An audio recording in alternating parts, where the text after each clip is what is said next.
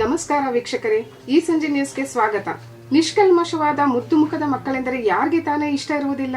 ಮಕ್ಕಳಿಗಾಗಿ ಹಂಬಲಿಸಿ ಪೂಜೆ ವ್ರತಗಳನ್ನ ಮಾಡುವವರಿಗೇನೂ ಕಡಿಮೆ ಇಲ್ಲ. ಈ ಭಾವನಾತ್ಮಕ ವಿಚಾರಗಳನ್ನೇ ಬಂಡವಾಳ ಮಾಡಿಕೊಂಡು ದೌರ್ಭಾಗ್ಯ ಕುಟುಂಬಗಳಿಗೆ ವಂಚನೆ ಮಾಡುವ ಜಾಲಗಳು ದಿನೇ ದಿನೇ ಹೆಚ್ಚಾಗುತ್ತಿವೆ. ಪೋಷಕರು ತಮ್ಮ ಮಕ್ಕಳ ಮೇಲೆ ನಿಗಾ ವಹಿಸದೇ ಇದ್ದರೆ ಯಾವ ಕ್ಷಣದಲ್ಲಾದರೂ ಅಪಹರಣಕ್ಕೊಳಗಾಗಬಹುದು, ಮತ್ತೆಲ್ಲಿಗೋ ಮಾರಾಟವಾಗಬಹುದು ಎಂಬ ವಾತಾವರಣ ರಾಜ್ಯದಲ್ಲಿ ನಿರ್ಮಾಣವಾಗಿದೆ. ಇತ್ತೀಚೆಗೆ ಬೆಳಗಾವಿ ಜಿಲ್ಲೆಯ ಕಿತ್ತೂರಿನಲ್ಲಿ ಬೆಳಕಿಗೆ ಬಂದ ಪ್ರಕರಣವೊಂದು ನಾಗರಿಕ ಸಮಾಜ ಬೆಚ್ಚಿ ಬೀಳುವಂತೆ ಮಾಡಿತ್ತು. ನಕಲಿ ವೈದ್ಯ ಅಬ್ದುಲ್ ಗಫಾರ್ ಲಾಡ್ ಖಾನ್ ಅನಧಿಕೃತವಾಗಿ ಗರ್ಭಪಾತ ಮಾಡಿಸುತ್ತಿದ್ದ. ಜಿಲ್ಲಾ ಆರೋಗ್ಯಾಧಿಕಾರಿಗಳು ದಾಳಿ ನಡೆಸಿ ವಿಚಾರಣೆ ನಡೆಸಿದಾಗ ಆತ ಮಕ್ಕಳ ಮಾರಾಟ ಜಾಲದಲ್ಲೂ ಸಕ್ರಿಯವಾಗಿದ್ದು ಬೆಳಕಿಗೆ ಬಂದಿತು.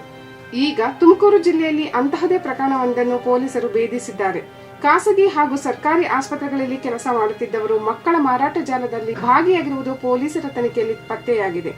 ಗೃಹ ಸಚಿವ ಡಾಕ್ಟರ್ ಜಿ ಪರಮೇಶ್ವರ್ ಅವರ ತವರು ಜಿಲ್ಲೆಯಲ್ಲೇ ಹಲವು ದಿನಗಳಿಂದ ಈ ರೀತಿಯ ಜಾಲ ಸಕ್ರಿಯವಾಗಿರುವುದು ಆತಂಕ ಮೂಡಿಸಿದೆ. ಜೂನ್ 9ರಂದು ಗುಬ್ಬಿಯ ಚನ್ನಬಸವೇಶ್ವರ ದೇವಸ್ಥಾನದ ಬಳಿ ಮಲಗಿದ್ದ ಮಹಿಳೆಯೊಬ್ಬರ 11 ತಿಂಗಳ ಮಗು ನಾಪತ್ತೆಯಾಗಿತ್ತು.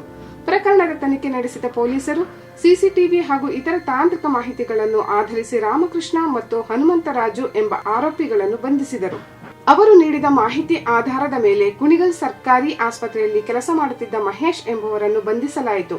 ವಿಚಾರಣೆ ಮುಂದುವರೆದಂತೆ ಆರೋಪಿಗಳು ಮಗುವನ್ನು ಬೆಳ್ಳೂರು ಕ್ರಾಸ್ನ ಮುಬಾರಕ್ ಎಂಬುವರಿಗೆ 1,75,000 ರುಗೆ ಮಾರಾಟ ಮಾಡಿರುವುದು ಪತ್ತೆಯಾಗಿದೆ. ಈ ಜಾಲದಲ್ಲಿ ಸರ್ಕಾರಿ ಹಾಗೂ ಖಾಸಗಿ ಆಸ್ಪತ್ರೆಗಳಲ್ಲಿ ಕೆಲಸ ಮಾಡುವ ಸಿಬ್ಬಂದಿ ಸೇರಿ 5 ಮಂದಿಯನ್ನು ಬಂಧಿಸಲಾಗಿದೆ. 9 ಮಕ್ಕಳ ಮಾರಾಟವನ್ನು ಪತ್ತೆ ಹಚ್ಚಲಾಗಿದೆ. ಇದರಲ್ಲಿ 1 ಮಗು ಮೃತಪಟ್ಟಿದೆ, ಮತ್ತೊಂದು ಮಗುವನ್ನು ಪೋಷಕರಿಗೆ ಹಿಂದಿರುಗಿಸಲಾಗಿದೆ. ಉಳಿದ ಮಕ್ಕಳನ್ನು ದತ್ತು ಸ್ವೀಕಾರ ಕೇಂದ್ರದಲ್ಲಿರಿಸಿ ಪಾಲನೆ ಮಾಡಲಾಗುತ್ತಿದೆ.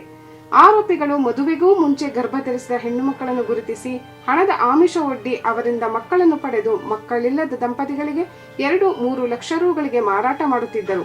ಇದಕ್ಕೆ ಅನುಗುಣವಾಗಿ ನಕಲಿ ಜನನ ಪ್ರಮಾಣ ಪತ್ರ ಸೇರಿದಂತೆ ಹಲವು ದಾಖಲಾತಿಗಳನ್ನು ಸೃಷ್ಟಿಸುತ್ತಿದ್ದರು ಎಂದು ಹೇಳಲಾಗಿದೆ. ಮಹಿಳಾ ಮತ್ತು ಮಕ್ಕಳ ಕಲ್ಯಾಣ ಅಭಿವೃದ್ಧಿ ಸಚಿವೆ ಲಕ್ಷ್ಮೀ ಹೆಬ್ಬಾಳ್ಕರ್ ಅವರ ತವರು ಜಿಲ್ಲೆ ಬೆಳಗಾವಿಯಲ್ಲಿ ಪತ್ತೆಯಾಗಿದ್ದ ಜಾಲ ಇದೀಗ ಗೃಹ ಸಚಿವರ ತವರಿನಲ್ಲೂ ಬೆಳಕಿಗೆ ಬಂದಿರುವುದು ಕಾನೂನು ಸುವ್ಯವಸ್ಥೆಯನ್ನು ಅಣುಕಿಸುವಂತಿದೆ.